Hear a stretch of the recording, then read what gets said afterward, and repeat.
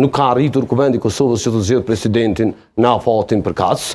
Ne kemi presidentin e Republikës me mandat të plot deri me 4 prill, ndërkohë që pas kësaj date, përsëri kushtetuta nuk ka lënë asnjë bëshllëk që kryetari ose kryetaria e Kuvendit në rastin konkret e merr detyrën e ushtruesit të detyrës së presidentit të Republikës. Domethënë, nuk ka pasur asnjë rrethon për të aktivizuar me kaq urgjencë për ta shpërndar Kuvendin, paçka se nuk e ka as autorizim dhe as të bazuar. Dhe po them një gjë, edhe sikur të kishte vlerësime që nuk mund të zgjedhet një president i Republikës pas datës së 5 mars,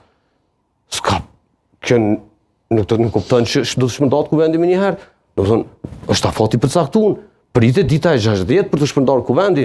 Kuvendi vazhdon punën në sferat e tjera, deri në ditën kur se ka përmbush përgjegjësinë nga momenti i nisjes së procedurës. Po, vetëm që ideja është tek interpretimi.